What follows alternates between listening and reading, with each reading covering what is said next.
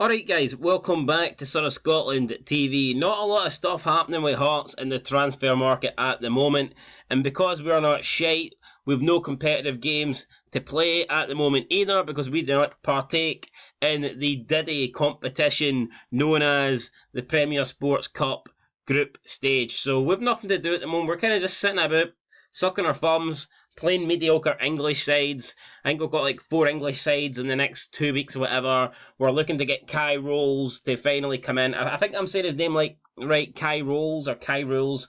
Whatever the fuck, man, right? Whatever his name is, we're looking to get him in. He's still waiting on a visa. I don't know why that is an issue. I mean, the UK is a joke. Literally, you can travel, you can be like you can be anything, right? You can be a fucking murderer.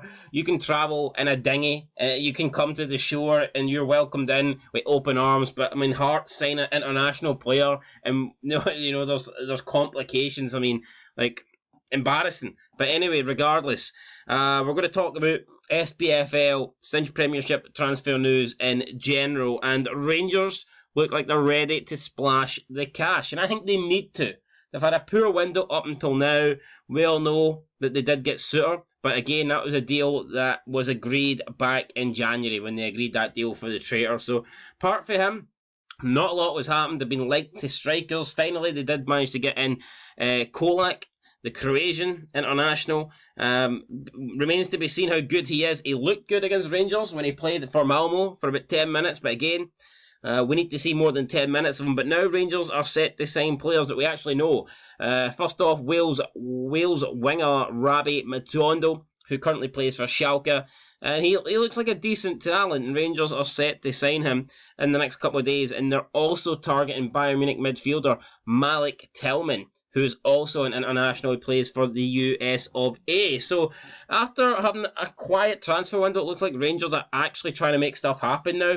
And I think if they did pull off those signings, RABBI MATONDO and MALIK TILLMAN, I don't think you could complain. You know, you'd have to look at those two signings and go, you know what? Rangers mean business. So, yeah, no, I mean, it looks good. Although, I don't want to compare Rangers signings to Celtic signings, but I just feel like I kind of like the way Ange just brings in unknown quantities, like literally players you've never fucking heard of, and he's just scouted them from God knows where, and then they come in and they be good. I mean, with RABBI MATONDO, we kind of know RABBI MATONDO, and yeah, he seems a good player, but I feel like you get more excited about players that you don't know. And who knows, maybe Ange has a bigger scouting network or whatever, or more knowledge of like obscure football than Gio Van Bronckhorst has, but yeah, it just seems to be. And then Rangers also signing Tom Lawrence. It's like I totally forgot about him, but it's like, you know, Tom Lawrence, we knew about him, and I knew Celtic signed Matt O'Reilly from the English lower leagues as well. But again, I think with Matt O'Reilly, he seemed like an unknown quantity. We didn't really know anything about him. When they signed him for Wimbledon, people were like MK Dons, people were going crazy, thinking, why are they signing this guy? And it turns out he actually is pretty good. So you'll see. We'll see. But at the moment, I think if Rangers do get Tillman and Matondo, it would be good signings. To be honest, I don't really know what point I was trying to make there. Basically, just trying to say that Rangers seem to be going for, you know, name signings, you know, people that have like name value, whereas Celtic seem to go for, you know, under Ange at least, they seem to be going for, you know, more unknown players, and sometimes it's the unknown players who, you know, turn out to be better. Aberdeen are also splashing the cash, and so they should be, because let's be real, they got what? 4 million up front for Calvin Ramsey. It looks like Lewis Ferguson will leave any day now, so that is another 2.5 million Aberdeen should be getting. If they do sign the Benfica under 23 striker that they are looking to sign, Luis Lopez, that will take their tally up to 1.4 million. They have agreed a £400,000 deal for him. He looks promising. He has played and represented Portugal at under 19 level, and he's currently an international for Cape Verde. So yeah, I mean, he does look good, but again, Aberdeen, I mean, I'd like to see a bit more ambition. It's nice to see them spend a bit of cash, but yeah, come on, you got 4 million for Calvin Ramsey. You're about to get 2.5 for Lewis Ferguson.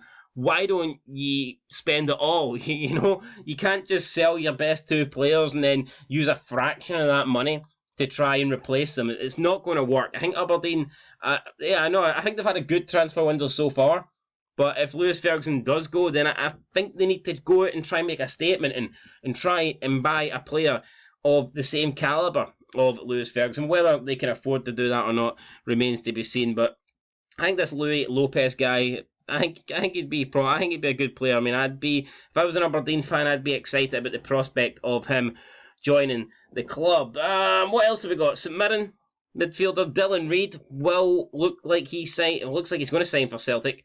Celtic have already had a bid accepted by St Mirren, but it just depends whether Dylan Reid wants to join Celtic or not. I heard Rangers were also interested in him. Nothing about that here, but I've seen through other links that the blue side of Glasgow are also interested in signing Dylan Reid. And, he must be a decent player. Only 17, broke through when he was 16. I haven't seen him. I missed the games where he was playing, but he seems to be a half-decent prospect. So, obviously, if Celtic or Rangers sign him, he's not getting signed for the main team. No way. He'll just be getting signed as a future prospect, and maybe in a couple of years down the line, he might begin to feature. But I mean, if Celtic or Rangers sign him, he's purely just going into the B team at the current time, which would be Hibs. Experienced winger James Forrest is not content with making up the numbers at Celtic. Well, don't be so shit then, mate, and you might not make up the numbers, and wants to be a main player in the upcoming campaign. James Forrest did have a period where he was pretty good, but I think that period's done. I think James Forrest's Celtic career, I'm not saying it's over, but I don't see James Forrest ever being a big focal point of Celtic's attack again.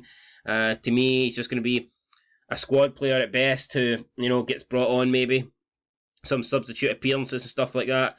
Maybe start the odd cup game. I don't see James Forrest getting a badder out the side, and I just don't see James Forrest making regular appearances. So, that is my opinion. I think if James Forrest wants to...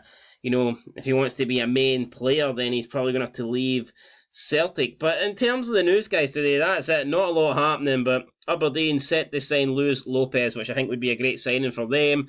And, of course, Rangers looking good to get RABBI, MATONDO, and possibly also MALIK TILLMAN, which I think they need. I definitely think Rangers need to bring in a couple of quality players. Robbie Matondo, I think...